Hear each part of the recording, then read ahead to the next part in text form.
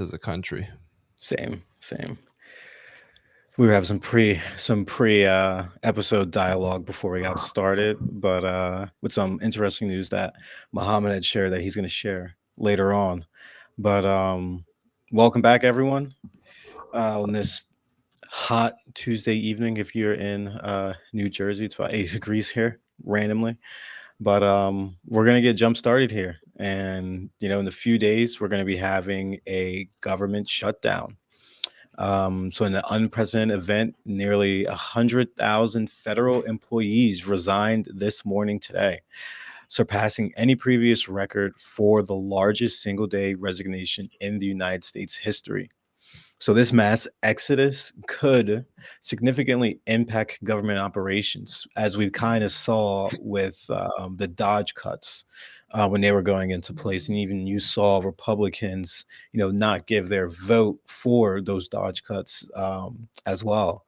So, this is going to lead to potentially more delays in certain services, reduced administrative capacity, and heightened political tensions as agencies scramble to fill these vacancies amid ongoing political shifts under the Trump administration. So, like these levels of the cuts and the whole back and forth, over the budget, not the budget, the shutdown and what's been going on, it it really speaks to how, in my opinion, I view the Republicans being able to actually govern. Because being able to pass legislation and be actually the governor to two separate things. You can get a coalition of your members to pass legislation, but to avert this level of shutdown and the adverse effect that it could have, um, is something that I don't think both sides of the aisle are kind of seeing through. There have been reports of Democratic efforts to avert the shutdown. Chuck Schumer, who is falling rapidly in popularity in the Democratic Party, from young to old. He's looking at different levels of support among Democrats, Senate Democrats, for a short term 7 to 10 day clean continuing resolution. So that would just fund the federal government post that Friday date for about 7 to 10 days, depending on what is agreed upon. So this would be a contingency against the shutdown. So while a lot of Democrats are wanting to take a firm stance, and a lot of individuals on Twitter in the Democratic Party have been stating that Schumer, I mean not Schumer, McConnell was able to get a lot of things stopped and even passed for Republicans when Obama was in office and had all the levels of government. As we've been saying that Schumer and Nancy Pelosi and now Hakeem Jeffries have not been able to fully use the pulpit, I would say, that they have access to, compared to how McConnell was able to. He was able to literally stop the what was it, the assigning of was it Merrick Garland to the Supreme Court when Democrats had the votes. And it just shows you how this level of incompetency is going to provide bigger shifts within the Democratic Party. Yeah. A lot of them aren't going for this continuing resolution, because it's like, why are we bowing down when Yeah. we're on when Democrats see themselves on the side of fighting for healthcare and those services that we spoke on the last episode, which are key pieces, because we have those cuts in 2026 that are going to adversely affect even more people as well. So we have a double-edged sword here with the shutdown as well with 2026. And on top of that, the furloughs that'll be happening, should the shutdown actually happen, the Trump administration intends to furlough 41% of the Health and Human Services staff, along with 64% of the Center for Disease Control and Prevention, CDC for short, 75% of the National Institute of Health, the NIH, and 47% for the Centers of Medicare and Medicaid Services, CMS. So this would drastically hamper, public health responses that, we've already seen have started to rise from some of the initiatives that have been getting pushback from RFK. And when we had Jamel on, we were able to actually speak through what those initiatives are in a more, bipartisan light. So I think kind of the flack and slack that some of those policies are getting, some of those initiatives are getting, is kind of heavy-handed in some cases. But looking at an overall, furlough, what would happen? It'd be resulting in about 7,500,000 individuals, employees being furloughed daily. So those are individuals that are not getting checks. I'm not 1,000% sure if individuals in the military still may receive You don't uh, get checks even if funds. you're in the Yeah, so military. yeah, military individuals, and I bring that up because someone was actually, I don't think it was a representative. I think it was like a just a Republican voice on X was stating that now watch Democrats um, try to stand their ground when veterans and military um, personnel are not getting their checks and so forth. Well, it's like if you can stand on one side of the fence, where you want the military side to have their funding and so forth, why are you not able to lend that same level of respect and dignity to the individuals that are may have on health problems and issues that they were either born with or unconsequently just happened to them by accident or things of that nature. I think you have to lend the hand on both sides, and Democrats aren't getting the blame from this. Morning Consultant indicates a greater number of voters would hold Republicans accountable over Democrats in an event of a government shutdown, reinforcing the trends that, me and Muhammad have talked about how these polls have been. This is only going to make Donald Trump even more unpopular as it goes down because Democrats are standing on the side of healthcare and protecting, the what's left of Obamacare that's helping a lot of citizens and even in red um, counties and states as well. So this is only going to bring down his approval rating more, is what I am anticipating if there is a full shutdown on Friday. Muhammad, what are your thoughts on like kind of what's going on here and potential implications and backlash that could be for Trump, Democrats, and Republicans? I mean, as we mentioned before, the federal government is the largest employer in the entire country. So 100,000 people resigning, I'd imagine slash hope they had jobs lined up. You know what I I would hope mean? so too, They, or they at but least got their severance packages or something like. yeah, because I know they were doing buyouts earlier in the year with Doge, and then I know they were trying to hire back some Mhm. people who they fired in the first place Yep. because they needed them. They or it was because actually the court ordered them. It was Yeah, one it of was a the court order, and then I think they started to bring back the aviation folks when all of that stuff started that happening, and then airplane the crash with the airplane Black Hawk. issues. Yeah. Yep. But yeah, at first it was the I remember that was like, oh situation. my god, that was like month one of Trump presidency. They're Oh, like, oh, literally, this is yeah, because of DEI pilots that led to this accident happening. I'm like, no, buddy, you literally cut like a third of all aircraft tower people literally, yeah, workers. Damn, but to the point is that I do just think that for the most part, Trump's going down a road where he's just going to keep getting increasingly unpopular because he's yeah, enacting a extremist agenda. I mean, there has been a lot of things that have been there are a lot of things that have been going on with him that it's just most people are going to get exhausted with it if they already aren't, in my opinion. Now, this is coming from a guy that doesn't agree with most of the stuff Trump says. It has never been that cult. But I think that with how audacious he is, similar to how what happened, why Biden was the most voted for president in history after that first Trump term, people just get sick of this guy. You know what I yeah, mean? Like it just gets to the point where everything you hear about is him just saying another idiotic remark, and you're just thinking, like, I don't want to have to think about politics like this. yeah. It's constantly, dude. Constantly, like at least with Biden, all I had to care about was this guy making, this guy being brain dead and question. And that was the Right. whole for like 3 years. That's all everyone was talking about. I didn't have to worry about whether or not Biden was going to agree to bomb and annex Palestine going against Middle Eastern allies. I didn't have to Yeah. worry about Biden sending in the National Guard to cities. Imagine that. Imagine telling the founding fathers, "Hey, the president is using the military to seize control and to force his way in cities that he doesn't agree with politically. Like In certain what?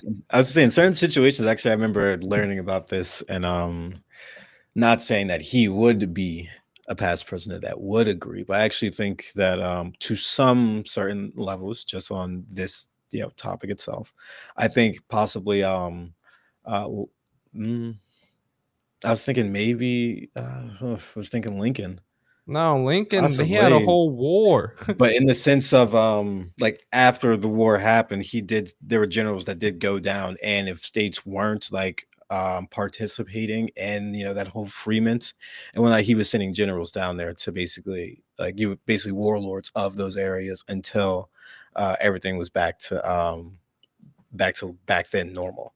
Well, that's But, a different case. You have to force the South into abiding by the Union's laws. That was a thing that, yeah, you are going to need military force for. They just betrayed the Union. This isn't a country, a city, or a state betraying the Union. no, This yeah, is it's just, not. this is literally Trump coming up with an excuse to send in the military to do things that he wants to do. I mean, we've seen videos of ICE workers in Chicago, and they're literally just like there's like 15 of them just standing around doing nothing, and some guy calls them jackasses and then they chase him down. I mean, what's the whole point of having masked militant goons standing on sidewalks doing nothing except terrorizing people who they disagree with? We've seen more and more videos of ICE agents doing just the cruelest things for no reason imaginable. Like there's this one video that came out of and the thing is, this happens so often, but only sometimes does it actually catch like national attention for when a particular case sticks out for either the evidence behind it or of how bad it is. And it was just a woman trying to like figure out what's happening with her husband, who was just seized like a few hours ago. And then the ICE agent, like a grown ass man, just pushes this woman to the ground like twice. I saw that, yeah, I did Yeah, see and I'm that. like, "What do you do? What's the?" I say, "What's the point?" I know what the point is. Cruelty is the point. And I think that a big part of the Trump crowd is a lot of people who, for the most part, aren't empathetic. They may be sympathetic, but empathetic means that you're able to not even understand, but see why a certain thing would be bad based off what is said. Like, for example, we see a lot of this about gun deaths. And Yeah. we see people talking about how can't you see that guns are an issue with how many people get murdered by them? And then someone else will say, well, I think it's more of a mental health issue, or they'll just say, this isn't my concern. I mean, how many times did the day Charlie Kirk died, there was a shooting where children got killed, but Yeah. nobody said anything about the children dying. It was just all about Charlie Kirk being murdered in left wing violence and XYZ. So the thing is, I really don't think that, and don't get me wrong, that applies to the left as well. This is a human problem. But I think Yeah. that Trump is weaponizing that lack of empathy. He's weaponizing the fact that he knows a lot of his voters in the South either don't live, near Hispanics. You know what I mean? The South, except for Florida, really, except for Florida and Texas. I mean, Texas isn't really even the South. That's like the South Midwest is where around when that starts, Oklahoma area. But like Georgia, the Carolinas, Louisiana, like Yeah. Florida's the exception. It's very rare to find Hispanics there en masse, which is why it was such a big deal when the Hispanics swung over to Trump To him, massively in yeah. Florida. And the Yeah, reason why is because the left was so toxically cultural with every nonsense they were preaching. literally. It's really crazy how Kamala versus Trump was such a battle of two very Messaging. bad It choices. was a battle of messaging, honestly, that whole campaign, both of them. I mean, I it mean, I was know. messaging on top of, how well can you, mold your weakest issues and how well can you emphasize your strongest issues. They did Democrats, well, I shouldn't say Democrats, Biden and Kamala did not do a great job. They did a horrible job. They did a Horrible job. terrible job. I mean, if you're listening to everything Trump said, you would think that he's a Muslim ally, a Hispanic ally, an immigrant ally. You know what I mean? A fighter for the people. And then you see what he does, and it's something entirely different. But then a lot of people just care about the messaging because that's what what gets stuck in your head Yeah. constantly. And after 4 years of another president, you start to think of, oh, well, it wasn't that bad really the first time. A lot of people started thinking, well, Yeah. what did happen that first Trump? Look, we're still around after that first Trump term, like Literally. compared to what this woman's saying, compared to what I've just seen these last 4 years, that nothing's got everything's gone crazy. I'm gonna vote for the guy who, don't get me wrong, is crazy too, but I don't think is going to be so putting the country in a bad direction, which Right. is ironic to It's say like I've seen him because once, I seen him again. I seen him once, why not see him again? You know what I mean? yeah, That's kind of and how a lot of individuals were probably thinking, when they were casting their ballot for Trump over Biden. But like as you were saying with that Mexican, well, Hispanic vote, I mean, yeah, there it's was gonna a get a fit. lot worse. It's gonna get a lot worse. I mean, dude, the Hispanics are really going to be the ones in large count that, in my opinion, influence a lot of the Texas elections. Definitely, Oh yeah, without that a doubt. Yeah. and just across the country though, because I mean, black men too, because like we mentioned before, there's a 50% swing for those two groups, black and Hispanic men. And after so much time, and so much foolishness and what's the word I'm looking for here, and cruelty. Yeah, that's the word I'm looking Yeah. for. Tomfoolery. Yeah, tomfoolery, like sick tomfoolery. People just start to question themselves of, the government shut down. We've got ICE agents deporting, people who aren't even committing crimes now, and groceries aren't getting cheaper. Gas isn't getting cheaper. My wages aren't going up. The economy's stagnating. The economy's got inflation. Yeah. XYZ is happening. Housing prices are going up. Interest rates are going up. Well, my life isn't getting better. The And whole this bailout Venezuela. that's the thing why I bring up the empathy argument earlier. Is like if you can convince somebody that their life will improve if you do this to XYZ group of people, then it's a me or them argument. You know what I mean? For somebody who Hmm. doesn't care about the them, that's a pretty easy choice. And that's a very human choice, I may add, because a lot of people really don't consider other people to be their neighbors and such. And I think that a big part of what we see here is the right is strongly being emboldened by the idea that immigration isn't something that this isn't a question between illegal and legal immigration. I think that's how Trump got the right to be on board with this Oh yeah. because across the board in the country, 80 to 85% of Americans, I'd have to check the recent polling, but 80 to 85% of Americans support immigration and think it's good for the country. That leaves only about a 15% range of people who don't think it's good. And that's a Hmm. small portion. That's you probably most likely majority far right. Yeah. Damn, so you got most of the country who's fine with it. So how do you get people along the idea of deporting people who aren't committing crimes or people who might even be here just fully legally, which he has done? You use an excuse of, oh, well, these are the ones committing crimes. You know what I mean? All of a sudden it's like, oh, well, if they're committing crimes, yeah, of course. You know what I mean? You shouldn't come to somebody's country and then commit crimes. And then that's the excuse to get your foot in the door to do whatever you want. And we see that with the National Guard right now. We see it and with a lot of things that he's trying to do, with the deportation, going into cities. And even right now, it's just a big strongman attempt Yeah. to look strongman play. And I think that's really what the best way to describe this administration, in my opinion, is like fake masculinity. Like Trump's a very weak man. You know what I mean? He dodged a military draft when it was Vietnam, which don't get me wrong. I Yeah. understand why you dodged a I draft get for it. Vietnam. But you can't go around criticizing people for being weak. You can't call John McCain a loser because he was a POW. You know what I mean? Shame on you for even suggesting that. McCain's a good man, Yeah. fought for his country when you chose to evade it. You can't say these things and then act like you're a tough man. You know what I mean? And I think that a lot of people are living in some kind of dream through Trump, which is why he has that cult behind him. And I think Yeah. that the reason why they have that dream is because of how he messages himself. Back to what we were saying earlier, Yeah. and to Yeah. tie up this long winded thought, is that we have a moment where the Democrats can really go on and say, this guy is not an American first person, point out all these issues that he's doing and how they're not, how he's failing them. But then we've got people like Chuck Schumer, who, last week he mentioned, oh, well, people hate him more than they hate us. So that's actually a win for us, and more recently as well, he Yeah. actually said that I was hoping the Republicans would side with us instead of over the president. Like, how Yeah. stupid I are you? I think he said, I think the president is hearing our demands. Brother, you gotta go. You Yeah, gotta go. right. What demand? I You don't even gotta know what go. demands you guys are making. I Right. literally don't.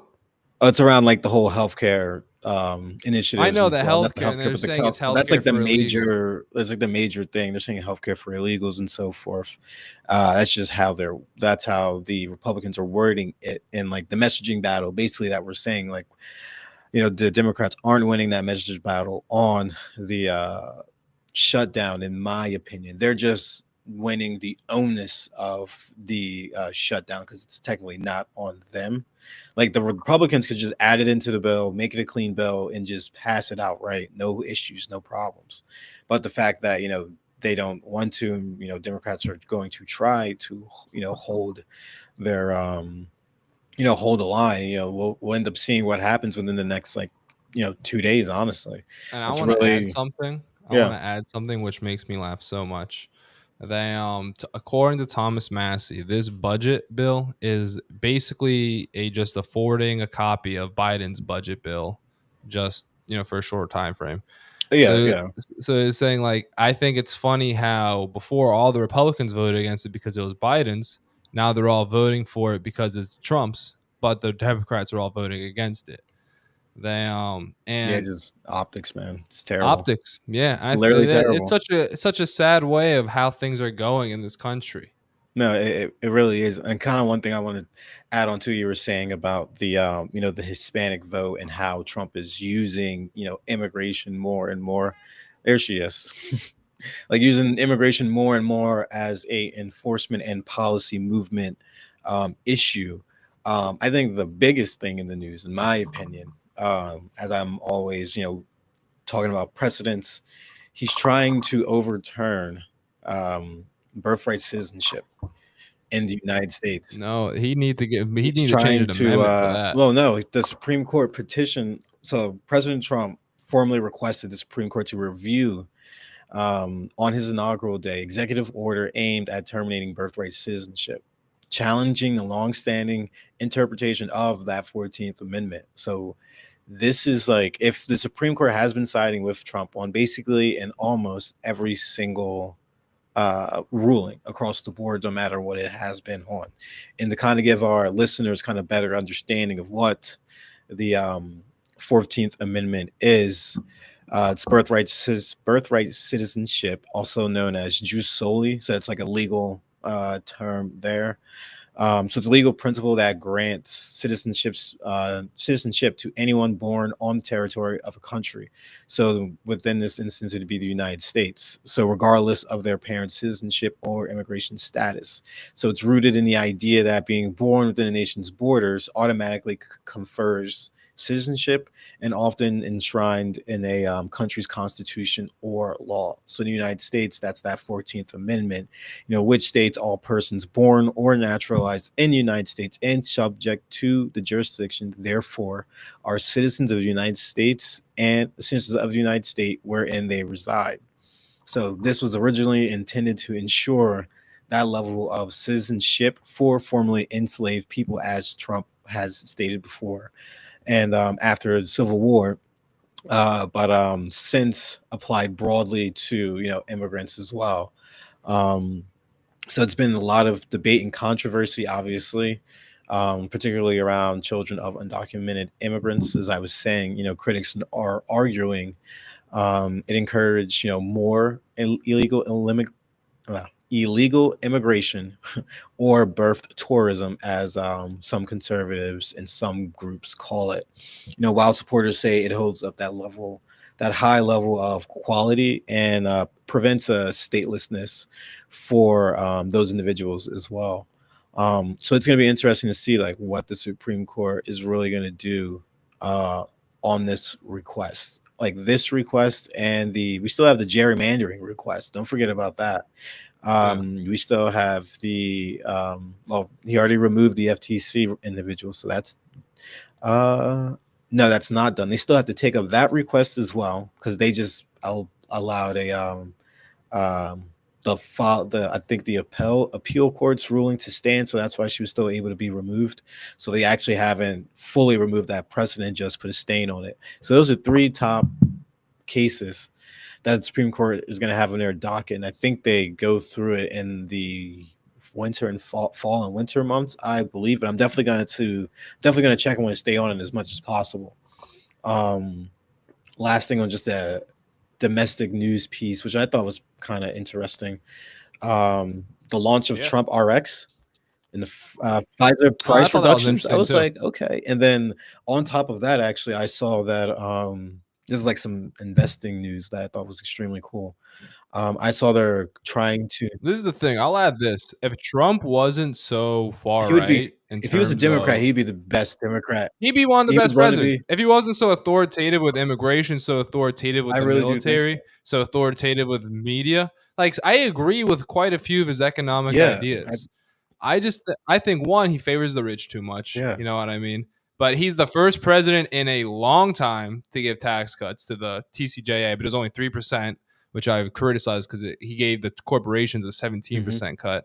The Trump baby savings Yeah. accounts, fully agree with that. You know what I mean? Give an American a savings just And right don't then and forget there in once they turn his first 18. presidency, the First Step Act, one of the biggest pieces of criminal justice legislation that passed in the probably like the last like 5-10 years, just about. But yeah, he's got Yeah. very democratic policies, but he's just around and favored by He's Republicans. just a Like if literally, dickhead. like he could be a combination of like Lyndon B. Johnson and how he like Lyndon B. Johnson stands over you, that famous picture of him like looking down on someone like that's the strength and kind of the messaging of FDR, and then that level of charisma in the sense like that Republican manly charisma, since that's now what he's enveloped in, of almost like Obama Yeah. when he was like starting out and so forth. He had that swag on him that Trump can carry to a level of degree. But I think he was a Democrat. He would be the top, one of the top Democrats. But what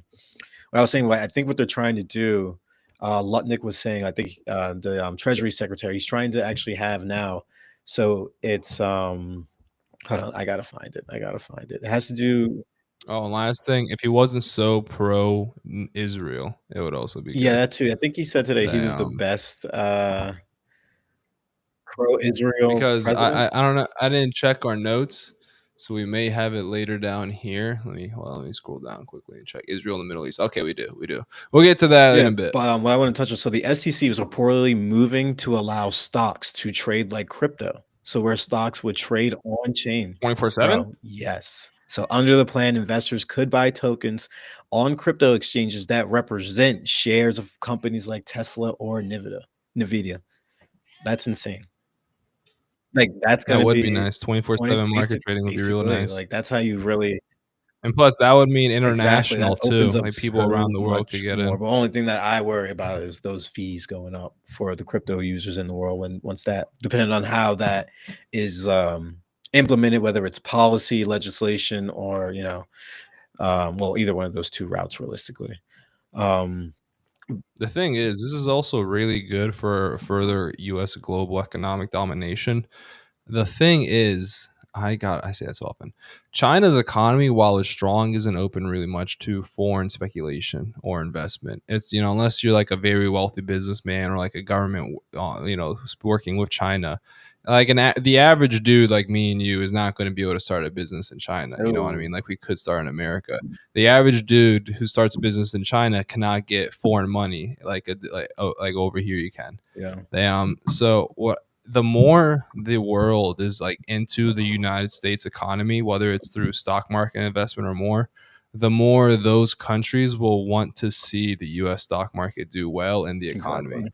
Like think about like for a second, if we already have a lot of people globally who invest in crypto and such. And that's the reason why is because it's one of the few global markets people can partake in, and a lot of people whose home stock markets are either ripe with corruption or just suck, don't perform well. They look for other markets where they can make money. Crypto is that market. So if we are able to globalize the stock market, that'd be That would be so huge. huge. Like I'm not even talking about like capital coming in. I just mean that exposure to the global market that will really start to cement the United States as like the And global now, and economy, like, which and we also like need. it allows for more individuals now to tap into and also to buy stocks through the on-chain method that the SEC is starting to push and formulate. I think that's brilliant. I think it's going to bring a lot more uh what it realtor investment. No, what are we? we're not instant. The average man is not an institutional investor. What is he? What's A, the cr- average? a I cr- forget, the, I forget the no, term. so the Yes, there you go. I retail. think it's retail investor basically. Yeah. So yeah, Yeah. getting those individuals into that crypto space more, especially when the incentive is you get to buy a piece of those larger stocks where you need to put that money down for. It's gonna do wonders. Honestly, it's doing that is one thing that Oh the yeah. SEC is doing right. I will say. Yeah. That's what I'm saying. Like if he just did economic policy and didn't talk about anything else, this guy would definitely be a Yeah, good president. If he domestically, didn't he's talk gotta at clean all, up some slates socially, but, that's what I'm saying. If he yeah. didn't talk at all, he wouldn't be having those social Yeah, issues. globally, it might be a little, fishy-washy too. Yeah, Yeah, see, start all looking the at it. Yeah, you it's start tough. The looking at the it, but thing is, yeah. this is what I will say. Trump is essentially we can let's talk about Israel and the Middle East now because Yeah. that's next. They Trump is basically just doing exactly what Biden and every previous president before was doing, just allowing Israel to do whatever they want. And I know people might want to bring up like, oh well, wasn't this rampant nor this dangerous when it was Biden in presidency? When Biden was president, they were still killing kids. When a former State Department worker who worked under Biden was asked about Biden's thoughts on the whole Israel situation, and Biden was like, well, I don't enjoy. And the guy said basically that Biden's stance was that he didn't agree that they were, about how they were killing civilians, children, women, and more, but that those kids and women are the wives and children of terrorists. And then the reporter's like, wait, can you double down on that? And the guy's like, yes, we went with it because those children were the children of terrorists. And so the guy's Right. like, so if you're the child of somebody who's designated a terrorist, even though you're a 4-year-old kid, you deserve to be killed. And then the State Department guy was like, that was what the administration believed at the time. This is it may just be more in our face because it's been more extreme. But even if this extreme did happen under Biden, Biden wouldn't be Yeah. stopping it. Obama wouldn't be stopping it. Bush wouldn't be stopping it. They'd just be going along with it. And this is the thing where I think it is actually better for the Palestinian cause to have Trump. He is very, very divisive. And he is also a Oh, yeah. liar. And he's also, even more so than a liar, a bitch to Netanyahu. So as was reported just the other day about the Gaza peace plan, where Trump met with the Arab leaders, they talked about a peace plan that I actually thought was really good. And then Trump has Netanyahu at the White House yesterday, I believe it was, and then they completely changed the plan. The original plan saw Israel completely leave Gaza, leave it, have Arab Muslim friendly armies come in to secure the border, and then to help Palestine with elections and to get everything set up with Hamas losing all power. And this involved Israel completely backing out of the Gaza Yeah. Strip. The new plan, and this is what the Arab states agreed to. It agreed to no annexation of the West Bank. That was a part of that. The New Deal, when Netanyahu came in and then like stuck his fingers in the Trump, manipulated him like a marionette, was saying that, well, Israel will stay in the Gaza Strip. Israel will set up a security barrier in the Gaza Strip. The Palestinian people are not going to be citizens. They're going to be called the people, the people who live there. They're going to be like not Palestinian citizens, but people of Yeah. Palestine. So basically, it's saying like Palestine's not a state; it's just a land. And it was like all these differences and changes to it. And then Trump was, once that was reported, Trump tried to get it not reported. Once it was reported, Saudi Arabia, Pakistan, Qatar, they're like, this is not the deal we Yeah. agreed to. They This all is not the released a deal that we're statement. going to abide Mhm. by. Yeah. And, so we've seen, and the thing is, Trump has also said that, hey, you guys have my word, Israel is not going to do anything with the West Bank. So now we've seen this before where Netanyahu does something totally against Trump. We've seen, with the Iran is a very good situation. He did have President Trump's backing to do the bombing. Trump tried to take all the credit behind the bombing, even though it wasn't really accomplishing anything, which is another example of this fake Yeah. masculinity that I was talking about earlier. They want to try to flex our military might, and it doesn't do anything. We just bomb people for no reason. People say it's the delayed nuclear weapons, get rid of nuclear weapons. It literally didn't delay anything. They So furthermore, we've seen, Trump say, they're not going to attack Iran. They attacked Iran. You know, they're not going to do XYZ. They're going to do XYZ. This is what we agree to. Israel changes what we agree to. So I do think that because of this rampant amount of Trump being weak to Netanyahu so vocally, because Trump's such a vocal guy, and the European leaders hating Trump because he's so vocal against them. The thing is, the Muslim leaders in their mind, they're probably thinking, we don't think Trump's a bad guy. We think that the United States is a good country to do business with, but we are not going to deal business with somebody who lies to Yeah. us. Like, and the thing is, there's a big difference between saying one thing and doing another. There's in terms of like economics, like, hey, I'm not gonna put tariffs on you. Hey, I'm gonna put tariffs on you. Like, all right, let's talk this out. But then there's a big difference saying, hey, we're gonna protect your people, and then your country gets bombed and your own citizens murdered because somebody said they were gonna protect you and didn't. And that's what's happening right now with the Muslims and Trump. They're saying that, oh, we can't rely on the United States. And for those who aren't aware, the United States has hundreds of of military bases in the Middle East. Hundreds. We work with those countries to set up diplomatic relations so we can set up bases, and they're promising them protection from whatever is going to be attacking them, and also helping us set up our foothold in different areas of the world for militant strong backing. So by putting our military bases there, we get diplomatic Yeah. relations easier. We can do everything easier. It's in my opinion a bit of an outdated style, but we've kind of been led here through our occupation of the Middle East through Afghanistan and more. So the issue is now that we have all these bases in these countries that we're overextended in. If these countries were to completely just turn against the U.S., what are we going to do? Yeah, it'll What are we going to do? We're going to do what we did with Afghanistan. We're going to leave the air bases. We're going to leave the military bases, and we're going to leave a very large amount of equipment there or yeah, we'll be destroy it. back there for war if Frankly, anything, if worse comes to worse in those countries that, put out that statement. Because actually, Qatar is actually doing a lot in the background. Netanyahu apparently actually apologized on the phone to I saw the yeah, picture.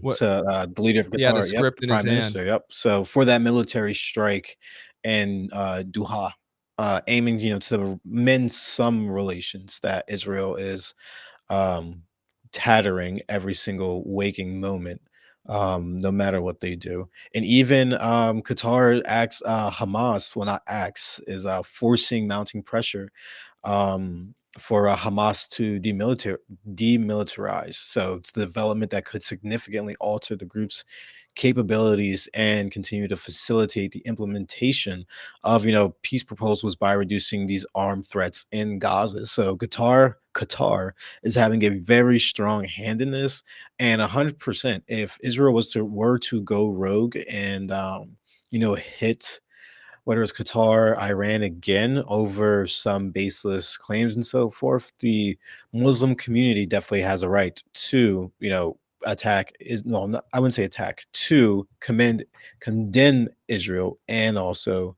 have military advancements against Israel as well. Because not only are they now pushing our global partners away, it's also on the domestic side we're getting pushed away as well. I don't know if you saw, Muhammad, the ADL. Did you see that labeling of Christians in Turning Point USA? So for our listeners, the ADL, right, Ballsy. so ballsy. So the ADL, the Anti-Defamation League, has recently designated Christians broadly and Charlie Kirk's Turning Point USA as entities promoting hate and extremism. So basically, if you're a Christian, the ADL sees you just having your faith, going to church, all those good things that are within the Bible and the Scripture. That those things are anti-Semitic somehow. So another religion is anti-Semitic or anti another religion just by existing, in a sense, is what this is, boiling to at this point. And it's like, how far can Christians go to where they lose all of their support, you know, for what Israel is and what, they've been taught Israel is. Another interesting development that, builds upon this, Brad Parscale. I don't know if you saw, previously Trump's campaign manager I has did see that. registered as a foreign agent on behalf of Israel. His This is basically, what's his name? Oh my gosh, who's the guy that was on Trump's campaign last year? No, not last time around, and he was registered as a foreign agent for Russia. Gosh, what was his name? What was his name? I can't think of his On the tip of name. my tongue. It's on tip of my tongue too. I'm thinking about it. His face is right in my head, but as I'm talking about it, Let me Google it um, while you talk. yes, his former campaign manager is now a lobbyist, basically the prime lobbyist for one of the prime lobbyists for Israel. Um, on top of that, Israel has allocated $6 million. Paul Manafort. Yes, there we go. Paul Manafort. He was deemed a Russian agent. So now we're seeing this in two folds: Russian in 2017 and now Israel in 2025. But Israel had allocated $6 million to Trump's former campaign manager to develop websites and content specifically crafted to infuse pro-Israel narratives into AI trading models like ChatGPT, trying to enhance the digital influence and shaping of global perceptions of Israeli policies. So this is another way the Trump administration is now putting more overtly out there the level of hold that Israel has. Because not only do they have TikTok basically owned at this point, Israel, from that deal, they're now looking at other avenues and looking at other, let's just say, firms to try to buy, to have them, you know, to have them garner more influence for Israel and so forth. And So, like, I wanna mhm, add to that. They meant specifically you mentioning TikToks. That was bought out by Larry Ellison and a few other Jewish billionaires, which yeah, most Jewish billionaires are extreme Zionists. They and after it was bought, Netanyahu himself literally said, "We have TikTok now." yeah, So it's clear like Americans bought it, but it's Israel's. That one, it's a huge national defense, in my opinion, national security issue. Like, all right, so American citizens are actually Israelis. You know what I mean? Like, which don't get me wrong, I understand having dual citizenship, but in America's eyes, you're an American citizen, you're an American citizen only. It doesn't matter if you live in Japan. If you're an American yeah, citizen, you're paying American taxes. I'm not kidding when I say that. exactly. If you're an American citizen, no matter where you live, you are part of the system. So it's like, well, the Americans don't care if you're anything else. But so when it brings in the issue of these people have an allegiance to a country that's not America, but they live in America and they really influence American politics, it's a scary question that a lot of people are asking right now, and a lot of people are being told not to ask. Yeah, it's someone said it on Twitter. It's like one of the biggest levels of treasonal influence in America that we are allowing Israel to just creep in every corner, in every industry within the United States, and giving their opinion, and their opinion being weighed way higher than even the president's in some areas. But yeah, I mean, what's going on with Israel and the continuation of their dominance and or so-called dominance of the US, influencers and so forth. I had watched a video of him meeting with influencers and talking about, we need to use different weapons with different times and so forth. So he's understanding that he's going to weaponize TikTok and all of these influencers that will flock to him and will accept that APAC money to the fullest extent of, what he wants to do and how he feels it'll best benefit Israel over benefiting the United States. I And mean, we're gonna be that's really what the issue is these moves that are being done by Trump, by these other figures. They're Israel first. They're pro Israel. yeah, They're things that benefit Israel that do not benefit America. I mean, there's literally like this $20 billion payout to Argentina. Keeping yep, one of the 11 countries that are against Israel in the world, essentially, on their balance sheet. So now it's like, oh well, you guys owe us. Do what we say, right. And and it's it's also just like opposite in a time Venezuela as where we have well. Like, in a time where we've got people on the street, 10% of the population's in poverty. You know what I mean? We got homeless yeah. people, veterans on the street. 20 billion would easily solve most of that, all of that, honestly. Oh, Homelessness easily. would be eradicated with a few $1 billion in America. But no, we don't have that, but we do have enough to bail out Argentina. It's ridiculous. Yeah, like we have enough to bail out Argentina. We have, enough money to fund and, well, should I say potentially fund, the U.S. involvement in Venezuela. Rubio, CIA Director John Ratcliffe, and Stephen Miller all talked to the Venezuelan government opposition leaders about how to overthrow President Maduro. Yeah. So this is going to be another instance where we are poking our nose in an area that we really don't need to be there at all. There's no reason to. Especially when we are in the state of where we are now. Right, exactly. It Like seems we like the don't need to. politicians don't even acknowledge how It's people are kind of like living. I mean, as they say, empires are 250 years. And I was going to say, like the fall of Rome, overextending ourselves and our capabilities across the board in almost every area, honestly. Like with the whole, like moving to China and Taiwan, like Thune, who is the majority leader, I believe, literally said American farmers are hurting from Trump's tariffs on the Oh, soybeans. yeah, and those text messages. Yeah, it's text messages, like Yeah. yeah, oh, yeah, he doesn't oh, yeah, for anyone that ever works in government as well, I'm surprised it's not a known thing. You should have a privacy screen on your phone regardless, like, that's the fact that he was just able to go right over his shoulder, Take picture, a picture. like, that could have been anything, like, that's, the level of incompetence, like, I just don't understand things like that, but, um, yeah, Venezuela is giving their soybeans to China, and basically we are now funding, I'm sorry, Argentina, and now we are now funding Argentina. So it's like, China is getting the better off in this deal. Well, even in this deal, in this whole situation across the board. And now we're looking like idiots by funding Argentina. And then now they're selling their soybeans to China. So it's like we are the butt of the joke in this whole thing. And this kind of leads back to what we started with when it comes to the shutdown. Um, this is also speaking to the level of negotiating skills that Donald Trump says he has and shows that he has. This Has seems like it's shown to kind of like have, an yeah. area of with the shutdown, he's just throwing a fit. He doesn't negotiate. He just throws a fit and gets mad and just tries to act this level of toughness that he really Pound his doesn't hands really doesn't around. have. And then yeah, just pounding things around. He has a tantrum, but he doesn't negotiate. I think that's definitely more of the case realistically.